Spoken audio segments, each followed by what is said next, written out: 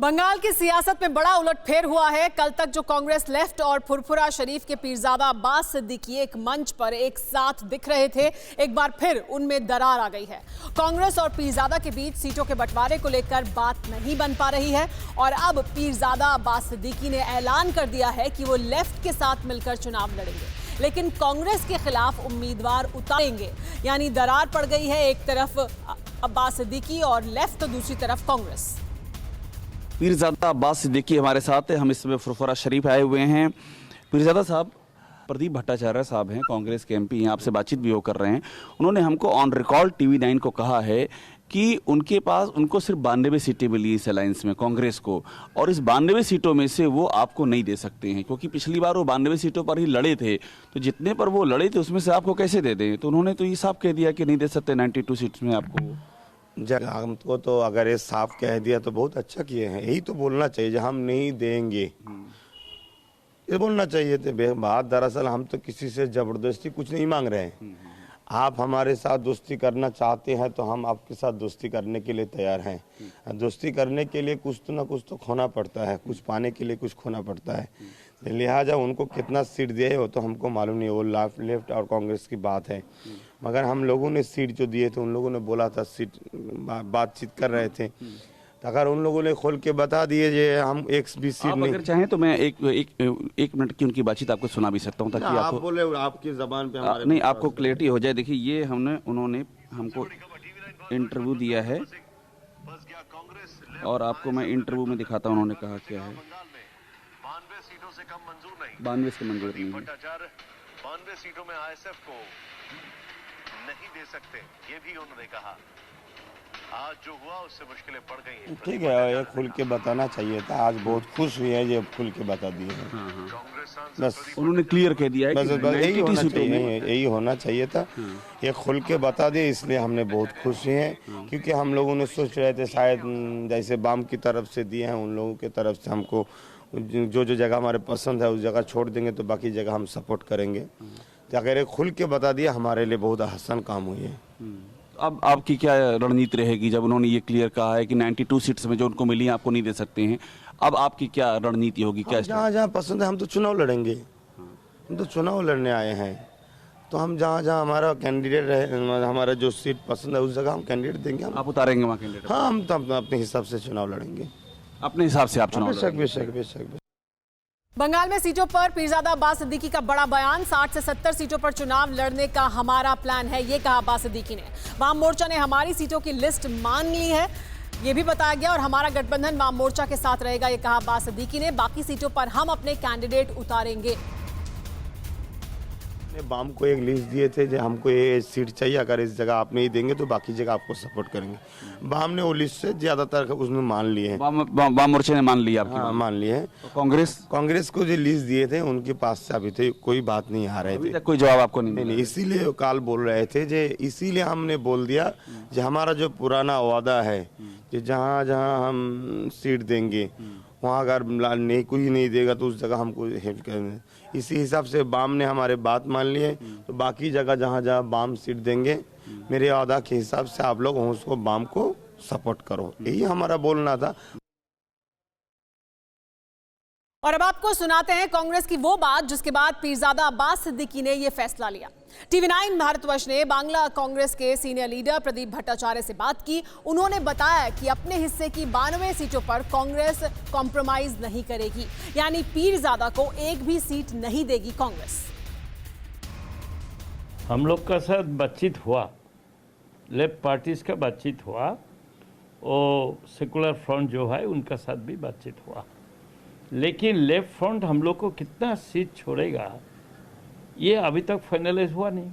92 finalise हो गया, लेकिन 92 जो हम लोग के लिए अलॉटेड हुआ, ये 92 से हम लोग इंडियन सेकुलर फ्रंट के कैसे छोड़ेंगे?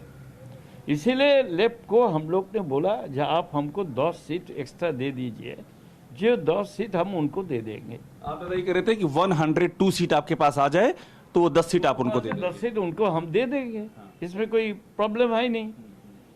तो हम लोग तो आपस से ये चीज़ लेके बातचीत भी किया, लेफ्ट के साथ भी बातचीत किया, लेकिन अभी तक कोई सेटलमेंट हुआ नहीं।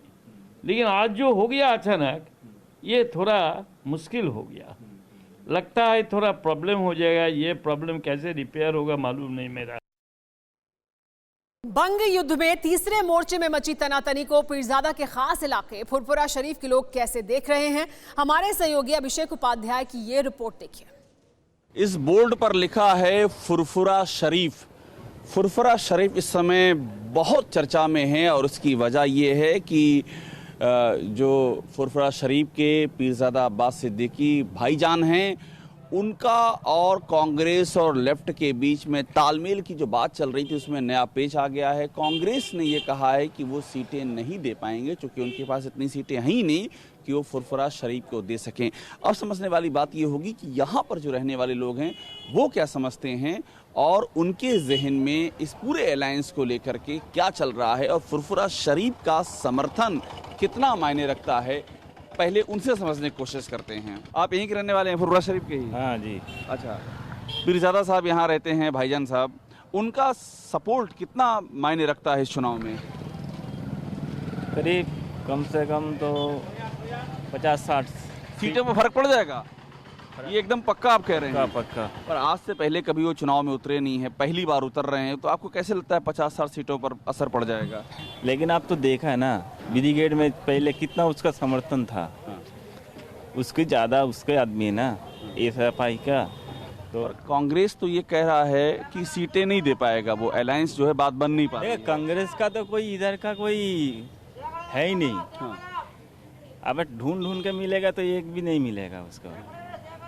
टीएमसी, सीपीएम और अभी तो भाईजान का बहुत चल रहा है। भाईजान का ज्यादा चल रहा है आपको लगता है? हाँ। तो भाईजान का कांग्रेस और लेफ्ट के साथ मिलकर के असर ज्यादा होगा या अकेले ही उनका असर है? उनका तो अकेला ही बहुत काफी है, लेकिन फिर भी दोनों मिल गया हाँ। तो और असर ज्यादा पड़ेगा। मिलने से असर ज्यादा होगा। ये चाचा भी यहाँ बैठे हैं, कैसे हैं चाचा? सब ठीक है? हाँ, सब ठीक है। भाईजान का बढ़िया है राजनीति में?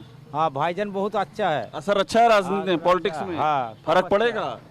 बहुत अच्छा। वो आएगा तो बहुत अच्छा हो जाएगा। अच्छा हो जाएगा। हाँ। लेकिन आप तो फुरफुरा शरीफ में हम आपसे बात कर रहे हैं, भाईजान की बात चल रही थी कांग्रेस से और लेफ्ट से, कांग्रेस से बात नहीं बन पा रही है, इसका किसको नुकसान पड़ेगा? कांग्रेस का नुकसान पड़ेगा। कांग्रेस का नुकसान होगा? हाँ। भाईजान का इतना असर है क्या? हाँ, अच्छा, वो भाईजान बहुत अच्छा है। कितनी सीटों पर असर होगा भाईजान का? कम से कम जो दल लेना वो तो दल लेना वो कम से कम आधा से आधा ले लेगा। कारण सब मुस्लिम का वो वोट उसके पास ही मुस्लिम का वोट भाईजान को मिलेगा? हाँ, सब और दीदी को नहीं मिलेगा? ना, नहीं मिलेगा दीदी के। आप फुरफुरा शरीफ के रहने वाले हैं, थोड़ा सा ऐसे घूम जाइए। अब बैठे रहिए, बस चेहरा इधर कर लीजिए हल्का सा। मुझे एक बात बताइए कि भाईजान जो है इस बार सियासत में एंट्री ले रहे हैं, इनकी पार्टी भी इलेक्शन लड़ रही है, लेकिन कांग्रेस से भाईजान का अभी तक मामला बन नहीं पाया है, कांग्रेस सीट नहीं दे रहा है, इसमें किसका? गलत कर रहा है। गलत कर रहा है। कांग्रेस को साथ देना चाहिए था ना। पर कांग्रेस को ये है कि कांग्रेस और लेफ्ट ये दोनों मिलकर लड़ेंगे तो ये ताकत नहीं है आपस में? कांग्रेस और लेफ्ट मिलकर आईएसएफ मिलकर लड़ेंगे ना, तब ताकत वामफंड मिलकर लड़ेंगे, तब असर पड़ेगा। तीनों मिलकर लड़ेंगे तो जरूर असर पड़ेंगे। हाँ। पर कांग्रेस अभी आईएसएफ को इतना बड़ा ताकत मानता नहीं है कि उसके लिए अपने कोटे से सीटें दे दे। वो कह रहा है कि हमारे पास सीटें नहीं हैं। अरे कोटे से सीट तो देने पड़ेगा, कम से कम तो 1-2 देने पड़ेंगे ना। देना पड़ेगा। 1-2 तो देने पड़ेंगे। 10 से अगर 10 नहीं दे सकता, कोई भी नहीं दे सके देंगे 10 को, कम से कम 2-1 तो देना चाहिए ना। अगर किसी को साथ में लेना है तो अपना। पता है कल ब्रिगेड ग्राउंड में रैली थी, जानकारी है हाँ, आपको? ना देखा था टीवी में, आप लोग का चैलेंज टीवी में देखा था आपने? देखा था। उसमें हाँ। कुछ ऐसा हुआ था कि अधीर रंजन को दिखाया था, वो उठ के चले गए, भाईजान जब अरे आए। वो तो गुस्सा देख रहा जी, एक आदमी आ रहा है, उसके स्वागत के लिए आदमी खड़ा हुआ। गुस्सा हो गए। तू ऐसा आदमी होता तो तुझे स्वागत करता ना आदमी। किसी को स्वागत करता तो दिल में दुख लेना नहीं चाहिए ना। तो देखिए क्या लगा कि स्वागत से गुस्सा हो गए वो। आप लोग भी तो था ना वहाँ, जो देखा ना जिस आदमी लोग स्वागत कर रहा है उनका। ठीक, गलत क्या है? ठीक है। खैरियत से हैं आप? ठीक हैं? सब ठीक है, लेकिन अब मुझको जा बोला मुझे बस इतना बता दीजिए कि भाईजान का सियासत में भाईजान ने एंट्री ले ली है, ठीक है ना, उसका क्या असर देखते हैं आप? वो बहुत उम्दा, बहुत अच्छा करके बोलता है मानुष के लिए कि समस्त आदमी अच्छा रहेगा लोगों के लिए, अच्छा रहेगा लोगों के लिए, आदमी के लिए भलाई चाहता है हर टाइम, हर कौम के लिए मुझे एक बात बताइए कि भाईजान अकेले ताकत हैं या कांग्रेस और लेफ्ट के साथ मिलके उनकी ताकत है, क्या लगता है आपको? लेकिन अकेले क्षमता और ताकत है, लेकिन और सबके और दूसरा छोटा बड़ा जितना और दल है सबको मिलना पड़ेगा। मिलना पड़ेगा, सबको मिल के और बहुत अच्छा एक नया सूरज उठता है ये आंदोलन के लिए। नया सूरज उगेगा आपको लगता है? हाँ, लगता है। तो किससे लड़ाई है भाईजान की, टीएमसी से कि बीजेपी से, किससे लड़ाई देखते हैं आप? भाईजान को जो लड़ाई है वो फैसीबाद और फांसीवाद से है। फांसीबाद से लड़ाई होता है और सब मानुष के काम और नकली के एक लिए। बात और समझा दीजिए आप मुझे कि अब तो चुनाव एकदम नजदीक आ गया है, अनाउंस भी हो गया है, अभी तक सीट का मामला क्लियर नहीं हो पाया है भाईजान कांग्रेस और लेफ्ट का, ऐसा क्यों लगता है, क्यों नहीं हो पा रहा, क्या लगता है आपको? तो बाम सीपीएम से तो हुआ है, उससे क्लियर है। हाँ। तो और कांग्रेस से क्यों नहीं हो पा रहा है? कांग्रेस बातचीत होता है, वो टेबल में तो है, अभी तक तो कुछ क्लियर और हो जाता है। एक बात बस और बता दीजिए, कितनी सीटों पर असर देखते हैं आप भाईजान का? वो बात और कोई रोज जाने बीजेपी ने टीएमसी की गुंडागर्दी पर बयान जारी किया है। बीजेपी की तरफ से कहा यह जा रहा है कि टीएमसी जो कुछ कर रही है वो ठीक नहीं कर रही है। कोलकाता में बीजेपी ने जगह जगह पोस्टर लगाए हैं। बीजेपी कार्यकर्ता की मां की पिटाई का मुद्दा गर्मा गया है। 24 परगना में बुजुर्ग महिला के साथ मारपीट हुई थी और इसी महिला के पोस्टर अब बीजेपी की तरफ से जगह जगह लगाए गए हैं और बीजेपी इसे बड़ा मुद्दा बना रही है।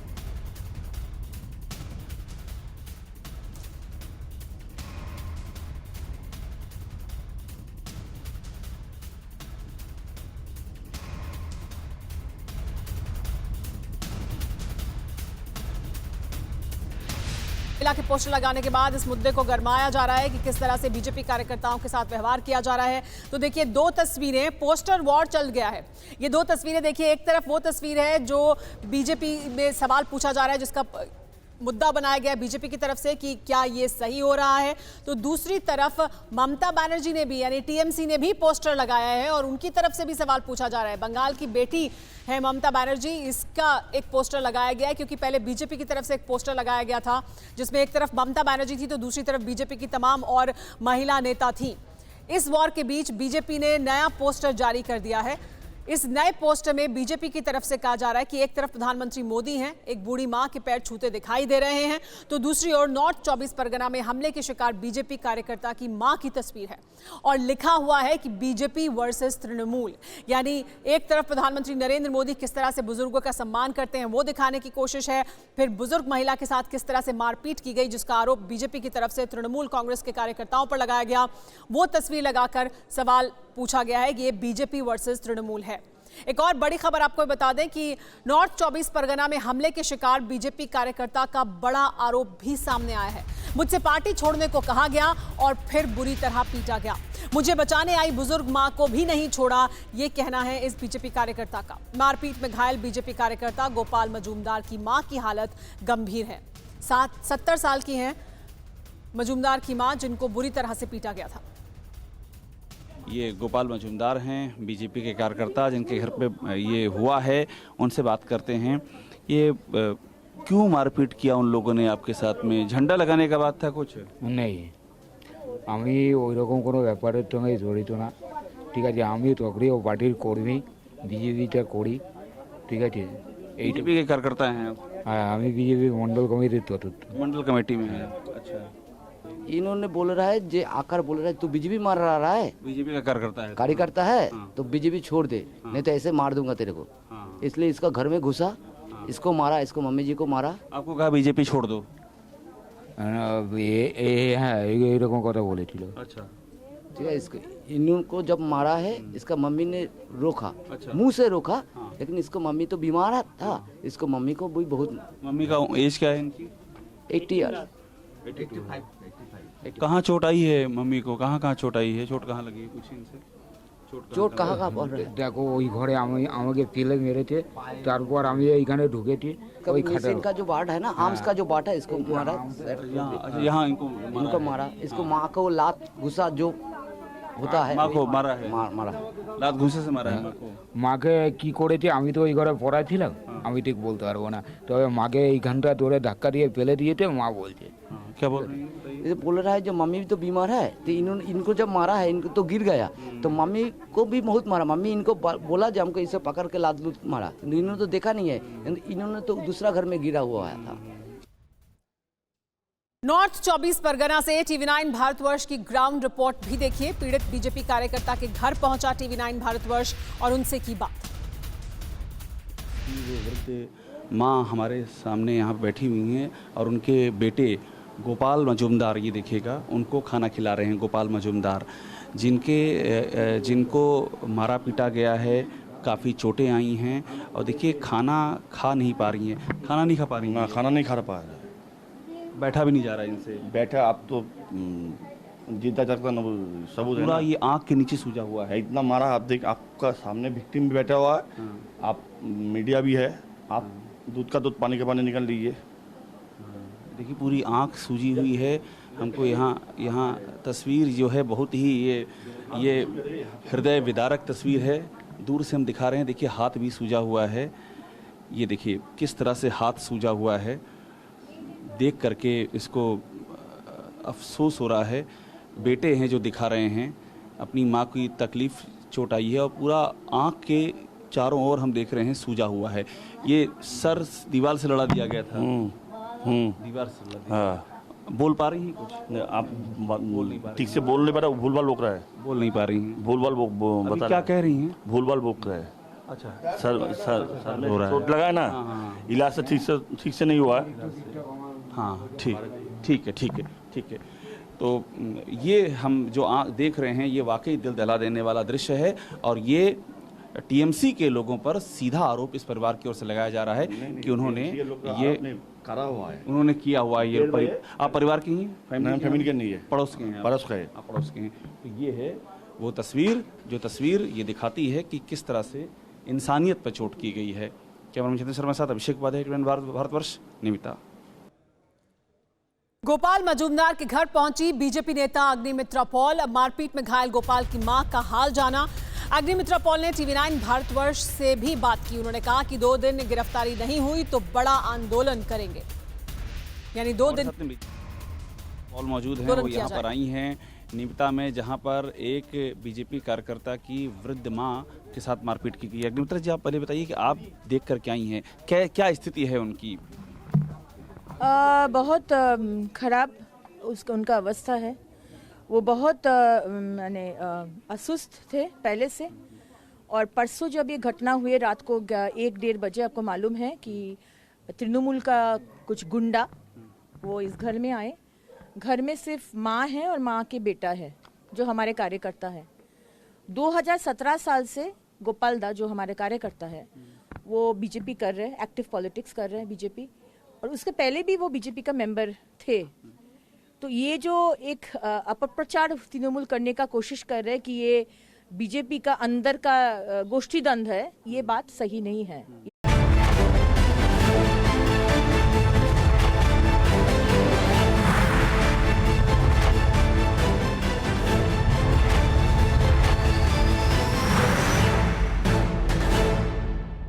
परवाह देश की, सोमवार से शुक्रवार रात 10 बजे TV9 भारतवर्ष पर।